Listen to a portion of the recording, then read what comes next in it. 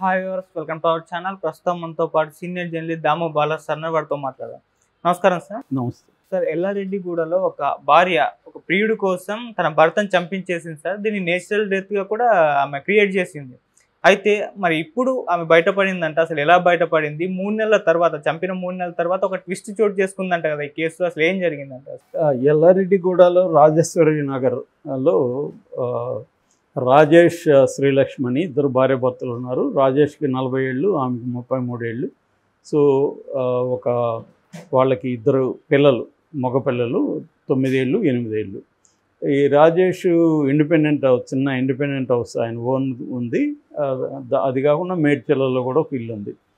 So February 1వ తేదీ అతనికి గుండెపోటు వచ్చిందని చెప్పి, బాత్రూంలోకి వెళ్ళాడు, గుండెపోటు వచ్చింది, గోడకు కొట్టుకొని తలకు దెబ్బ తగిలింది అని ఆమె అందరినీ నమ్మించింది. యాక్చువల్గా అది ఈమె హత్య చేయించింది, బట్ అందరినీ నమ్మించింది. సహజంగానే అందరూ ఇది హార్ట్ అటాక్ అనుకున్నారు. సో మామూలుగా అయితే వాళ్ళ ఇంటి సంప్రదాయం ప్రకారం అతను పోడ్చాలి, కానీ ఆమె హడావిడిగా శ్రీనగర్ కాలనీ శ్మశాన వాటికలో దహనం చేయించింది.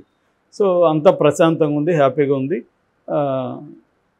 ఆ టైంలో ఒక ట్విస్ట్ చోటు చేసుకుంది. ఈ ట్విస్ట్ ఏందని తెలుసుకునే ముందు అసలు ఈమె ఎందుకు చంపించింది అనేది మనం చూస్తే, యాక్చువల్గా ఈ శ్రీలక్ష్మికి పెళ్లి కాకముందే రాజేష్ అనే ఒక అబ్బాయితో, ఆ అబ్బాయికి 30 ఏళ్ళు, తనకంటే చిన్నవాడు. సో ఆ అబ్బాయితో లవ్ అఫైర్ ఉంది. ఆ అబ్బాయిని పెళ్లి చేసుకుందామని ఆమె అనుకున్నది.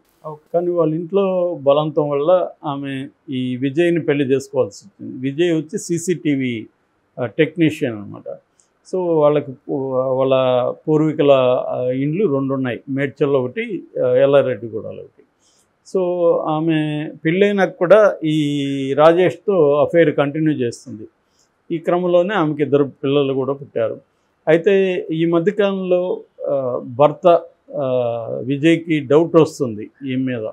అప్పుడప్పుడు ఏదో అడగడం, ఎవరికి ఫోన్లు చేస్తున్నావు ఇట్లాంటివంతా అడుగుతున్నాడు.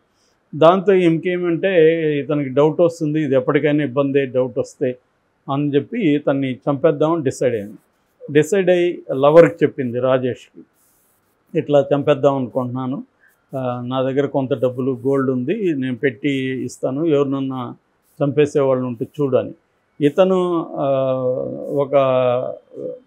ఒక వ్యక్తి తనకు పరిచయం ఉన్నాడు. అతని పేరు కూడా రాజేశ్వర్ రెడ్డి. అతని మీద వివిధ పోలీస్ స్టేషన్లు 8 కేసులు ఉన్నాయి. చిన్న పెట్టి క్రైమ్స్ చేస్తాను, ఎప్పుడు హత్య కేసులు లేవు, దొమ్మి కేసులు, తర్వాత దొంగతనం ఇలాంటి కేసులు ఏవో ఉన్నాయి. సో అతన్ని కన్సల్ట్ చేశాడు. అతను ఏంటంటే, నేను ఒక్కడే చేయలేను, నా ఫ్రెండ్ ఇంకొక అతను బొబ్బన్ అని ఉన్నాడు, అతన్ని కూడా పిలుద్దామంటే వాళ్ళిద్దరికి కలిపి వీళ్ళు ఎంతో 3 లక్షలు 4 లక్షలు మాట్లాడారు, అడ్వాన్స్ ఇచ్చారు. సరే ప్లాన్ చేసుకున్నారు. ఆ రోజు ఏంటంటే మార్నింగ్ ఇతను విజయ్ 2 పిల్లల్ని స్కూల్కి తీసుకెళ్తాడు. ఎప్పట్లాగా 2 పిల్లల్ని స్కూల్కి స్కూటర్లో తీసుకెళ్ళగానే ఈమె దగ్గర ఉండమనింది. అప్పటికే వాళ్ళ దగ్గర వచ్చి ఉన్నారు. వీళ్ళు వెళ్ళగానే ఆమె వాళ్ళకి ఫోన్ చేసింది. వాళ్ళు ముగ్గురు రాజేశ్వర్ రెడ్డి, బొబ్బన్ ముగ్గురు వచ్చి బాత్రూంలో దాక్కున్నారు. బయట గిడిపెట్టింది. ఈ లోపల పిల్లల్ని డ్రాప్ చేసి అతను విజయ్ ఇంటికి వచ్చాడు. ఇంటికి వచ్చిన తర్వాత ఈమె గడిపెట్టింది. ఇదంతా కూడా అపార్ట్మెంట్లో, వీళ్ళ సొంత ఇల్లు కూడా ఈమె ప్లాన్డ్గా మార్చేసింది. సొంత ఇల్లు ఆమె ఇబ్బంది అనేసి ఆమె ఏం చేసిందంటే, అపార్ట్మెంట్లో అయితే ఇబ్బంది ఉండదు అని చెప్పి, ఇక్కడ వాస్తు బాగాలేదని చెప్పి భర్తను నమ్మించి ఈ అపార్ట్మెంట్కి వచ్చింది. సో గడిపెట్టేసి లోపల టీవీ స్పీడ్ ఇది వాల్యూమ్ బాగా పెంచి చూస్తున్నట్టుగా నరమాడి బాత్రూమ్కి వెళ్ళి డోర్ ఓపెన్ చేసింది. వాళ్ళు వచ్చి డంబెల్స్, రాడ్ దాంతో కొట్టారన్నమాట. కొట్టగానే ఇతను పడిపోయాడు. వాళ్ళని అడుక్కున్నాడు, నన్ను చంపకండి ప్లీజ్ అని.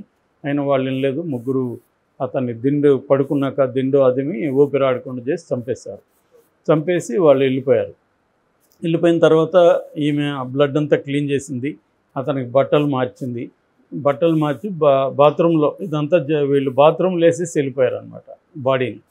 సో బాత్రూంలో ఇందాక చెప్పిన డ్రామా ఒకటి క్రియేట్ చేసింది. ఇంక ఏడవడం, అందరికి ఫోన్లు చేయడం చేసింది. దాంతో బంధువులందరూ వచ్చారు. హార్ట్ అటాక్ అనేది నమ్మించారు. సో ఈ మధ్య హార్ట్ అటాక్లు చాలామందికి వస్తున్నాయి కాబట్టి అందరూ కూడా నమ్మారు. బాత్రూంలో పడ్డాడు కాబట్టి చిన్న గాయమైందని చెప్పింది. సో అక్కడ పెద్ద హెయిర్ దగ్గర కనబడలేదు కూడా, అంత పెద్దగా లేదు, కొట్టారు పడిపోయాడు. సో అందుకని అందరూ కూడా నమ్మారు. తగిలిన చోట కూడా బాత్రూంలో బ్లడ్ కొంత పూసింది. సో ఇవన్నీ జాగ్రత్త కూల్గా చేసింది. చేసినాక నమ్మారు. శ్రీనగర్ కాలనీ దీంట్లో పూర్తి చేసింది. పూర్తి అయినాక ఎవరి పార్టీకి వాళ్ళు వెళ్ళిపోయారు. ఈ రాజేశ్వర రెడ్డి అనే అతను ఏం చేశాడంటే దూరంగా వెళ్ళిపోయి 3.5 నెల అజ్ఞాతంలో ఉండిపోయాడు. ఎవరితో టచ్ లేకుండా ఫోన్లు స్విచ్ ఆఫ్ చేసుకొని అజ్ఞాతంలోకి ఉండిపోయాడు. వికారాబాద్లో ఉన్నాడని చెప్తారు. అయితే సడన్గా అతనికి మొన్న వచ్చి పోలీసులకి సరెండర్ అయిపోయాడు. ఎవరు పోలీసులు కేసు పెట్టలేదు, ఎవరికి తెలియదు చంపినట్టు. అతనే పోలీస్ స్టేషన్, మధురానగర్ పోలీస్ స్టేషన్కి వచ్చి నేను ఇలాగా ఒక మనిషిని చంపాను అని సరెండర్ అయిపోయాడు. పోలీసు షాక్ అయ్యారు. ఇదేంది, ఇది వీడు వచ్చి సరెండర్ అయిపోతున్నాడు, ఎందుకు సరెండర్ అవుతున్నావు, అసలు నువ్వు చంపినట్టు కానీ మాకు కేసు కానీ ఏమీ లేదు కదా అతను అని చెప్తే అతను ఏమన్నాడంటే, నాకు అతనే గుర్తొస్తున్నాడు, అతను చాలా అడుక్కున్నాడు చంపొద్దని, అతని కళ్ళు అతని మాటలే గుర్తొస్తున్నాయి, నాకు గిల్ట్ వచ్చేసింది, నేను భరించలేకపోతున్నాను, నాకు నిద్ర పట్టట్లేదు, మందు తాగినా కూడా ఎక్కట్లేదు, అందుకని నేను సరెండర్ అయిపోతాము, నేను శిక్ష అనుభవిస్తే కానీ నాకు ప్రశాంతత ఉండదు, పిచ్చెక్కేట్టుగా ఉంది, అందుకని వచ్చినానని చెప్పాడు. పోలీసులు షాక్ అయ్యారు. ఎందుకంటే జనరల్గా ఇట్లా కిరాయికి చంపిన వాళ్ళు ఎవరు కూడా పశ్చాత్తాపంతో వచ్చి సరెండర్ అవ్వడం అనేది జనరల్గా జరగదు.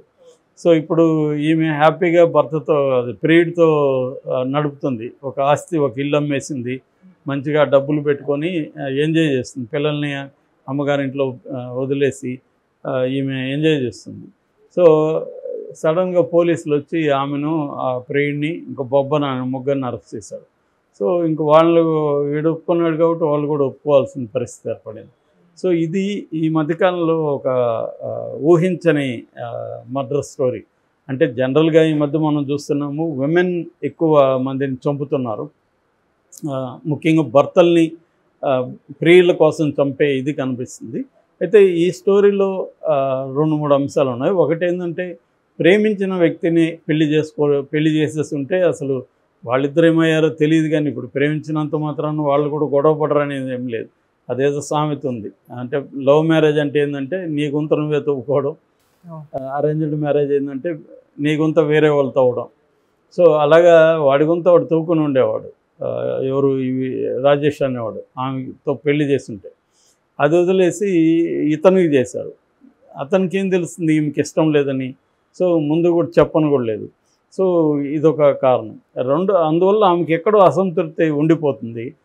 ఇవాళ అఫైర్లు అనేవి ఇవాళ దాచిపెట్టడం చాలా కష్టం. టెక్నాలజికల్ వచ్చేసినాక, ముఖ్యంగా సెల్ ఫోన్ వచ్చిన తర్వాత ఈజీగా అవతల వాళ్ళు కనిపెట్టేస్తారు. మొగుడైనా భార్య అయినా అవతల వాళ్ళు అఫైర్ పెట్టుకుంటే ఫోన్లు చూసుకోవడం, మెసేజ్లు ఇస్తూ ఉండడం, కాల్స్ మాట్లాడుతుండడం, ఎక్కడో చోట తెలిసిపోతుంది. 24 hours నువ్వు నిద్రపోయేటప్పుడు ఫోన్ పక్కన పెడతావు. వాళ్ళ కోడ్ తెలియకపోతే అదో ప్రాబ్లం, నువ్వు నాకు ఎందుకు చెప్పలేదు, పాస్వర్డ్ ఎందుకు ఇవ్వలేదు అంటారు. పాస్వర్డ్ ఇస్తే ఎప్పుడో మెసేజ్లు ఉంటాయి, లేకపోతే ఏదో కాల్ లిస్ట్ ఉంటుంది. సో ఎక్కడో చోట కనిపెట్టడం అనేది పెద్ద విషయం కాదు ఇవాళ. అందువల్ల ఈ అఫైర్లు దాగట్లేదు. సో దాకపోవడం అనేది దానివల్ల ఏమిటంటే క్రైమ్కి దారితీస్తుంది. సో నిజానికి ఇది సింపుల్గా పరిష్కరించుకోవచ్చు, కూర్చొని మాట్లాడుకొని, నాకు నీ మీద ఇష్టం లేదు, నేను వదిలేస్తున్నాను అనేది ఆమె డీల్ చేసి మాట్లాడుకోవచ్చు. కానీ చంపడం ఈజీగా సొల్యూషన్ లాగా చాలామందికి కనిపిస్తుంది. ఇదొక యాంగిల్. రెండో యాంగిల్ గిల్ట్ అనేది నిజానికి వెరీ రేరు మనకి. మనం ఈ మధ్యకాలంలో నేనైతే ఎప్పుడు ఇట్లాంటిది చూడలేదు, కానీ వరల్డ్ వైడ్గా చూసినప్పుడు గిల్ట్ అనేది కామన్గా ఉంటుంది. దీని మీద అనేక పుస్తకాలు వచ్చినాయి. డాస్టోవెస్కీది క్రైమ్ అండ్ పనిష్మెంట్ అనేది చాలా పాపులర్ థీమ్ అనమాట. అందులో రాస్కల్నికోవ్ అనే అతను ఒక పాన్ బ్రోకర్ ముసలావిడిని చంపేస్తాడు. ఆ క్రమంలో ఆ సీన్లోకి అప్పుడే వచ్చిన చెల్లెలను కూడా చంపాల్సి వస్తుంది.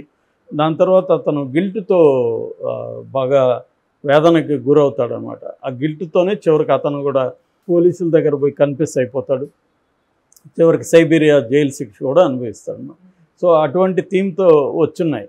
సో గిల్ట్ అనేది కొత్త కాదు, బట్ జనరల్గా అయితే గిల్ట్ అనేది జనరల్గా ఇట్లాంటి వాళ్ళకు ఉండదు. మామూలుగా ఎవరైనా ఆవేశంలో చేసినప్పుడు వాళ్ళకి గిల్ట్ వెంటాడుతూ ఉంటుంది. ఒక కిరాయికి డబ్బులు తీసుకొని చేసిన వాళ్ళకి జనరల్గా గిల్ట్ ఉండదు. అట్లా ఉంటే పోలీసులు ఒక్కొక్కరు 10 మందిని, 20 మందిని, 50 మందిని నక్సలైట్లను చంపిన వాళ్ళు చాలామంది బ్రహ్మాండంగా లైఫ్ని ఎంజాయ్ చేస్తుండేవాళ్ళు ఉన్నారు. వాళ్ళకేం గిల్ట్ లేదు. అత్యంత క్రూయల్గా కళ్ళు లోడేసి చేతులు కోసేసి ఇలాగ టార్చర్ చేసి చంపిన కేసులు వందలాది కేసులు మన ఆంధ్రప్రదేశ్లో ఉన్నాయి, తెలంగాణలో, ఆంధ్రప్రదేశ్లో. సో అలాంటి వాళ్ళు ఎవరు గిల్ట్తో ఏమి రగిలిపోవట్లేదు, హాయిగా ఉన్నారు. ఎందుకంటే దానికి ప్రధాన కారణం ఏంటంటే మా డ్యూటీ మేము చేస్తున్నాం, నేను చేయకపోతే ఇంకొకటి చేస్తాడు, ఇలాంటి ఒక బ్యూరోక్రాటిక్ నేచర్ అనమాట. సో ఇదైతే కొద్దిగా విచిత్రమైన కేసు అని చెప్పాలి. Okay sir, thank you so much.